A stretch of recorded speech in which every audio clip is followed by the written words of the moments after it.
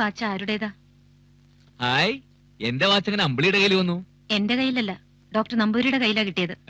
നമ്പൂതിരിക്ക് ഇത് കിട്ടാൻ വഴിയില്ലല്ലോ. ഞാൻ ഇന്നലെ രാത്രി പാടത്ത് പോയി മോട്ടർ അടിച്ചു. പിന്നെ എങ്ങോട്ടാ പോയത്? അപ്പൂട്ടാ, ഒളിച്ചു കളിച്ചത് മതി. എന്തിനാ ഡോക്ടറെ തല്ലിയത്? ഞാൻ തല്ലിയെന്നോ? എന്തൊക്കെയാ അമ്പിളി പറയണത്? മതി, അഭിനയം തീരെ ശരിയാവണില്ല. നിങ്ങൾ ആ പാവത്തെ തല്ലി ഓടിച്ചതാ. അമ്പിളിക്ക് എന്തിനാ അതിലെത്ര ദുഃഖം?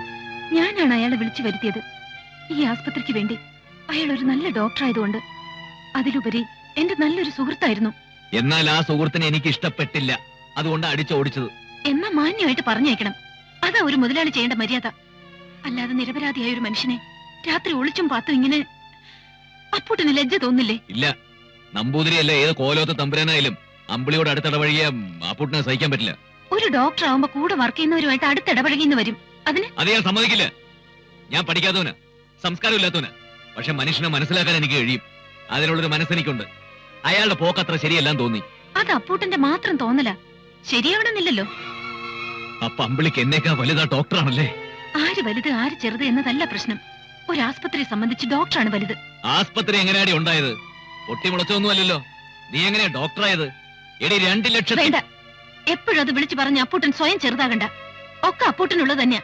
പക്ഷെ ആ പാവം നമ്പൂരി ഇങ്ങനെ തല്ലി ചതയ്ക്കാൻ അയാൾ എന്ത് തെറ്റാ ചെയ്തത്? സഹിക്കണില്ലല്ലേ?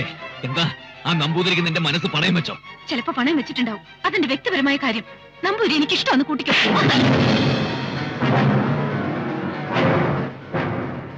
ഒന്നുകൂടെ പറയടി, ഒന്നുകൂടെ പറയാൻ.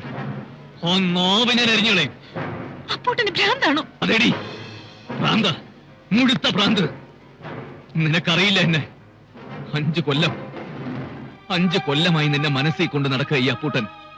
നട്ട് നനച്ച് വളർത്തി. ആ വളർച്ചയിൽ ഊറ്റം കൊള്ളുകയായിരുന്നു ഞാൻ. നിന്റെ പഠിപ്പ് കഴിയട്ടെ എന്ന് കരുതി കാത്തിരുന്നു. എന്റെ ജീവിതത്തിൽ ഒരു തണലായി നിന്നെ ഞാൻ സ്വപ്നം കണ്ടു. ഞാനത് മോഹിച്ചുപോയി.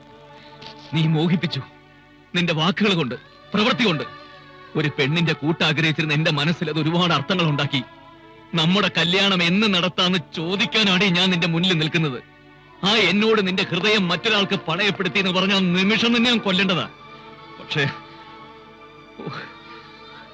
എടീ, നിന്നെനിക്ക് വേണം. നീ ഇല്ലാതെ എനിക്ക് ജീവിക്കാൻ കഴിയില്ല. 5 അല്ല 50 കൊല്ലം വേണമെങ്കിൽ ഞാൻ കാത്തിരിക്കാം. നിന്റെ കഴുത്തിൽ ഒരുത്തൻ താലി കെട്ടുമെങ്കിൽ അത് ഈ കൊട്ടാരം വീട്ടിൽ അപ്പൂട്ടനായിരിക്കൂടി. മറ്റൊരാളോടൊപ്പം ഈ ജന്മം നീ ജീവിക്കില്ല. ജീവിക്കാൻ ഞാൻ സമ്മതിക്കില്ല.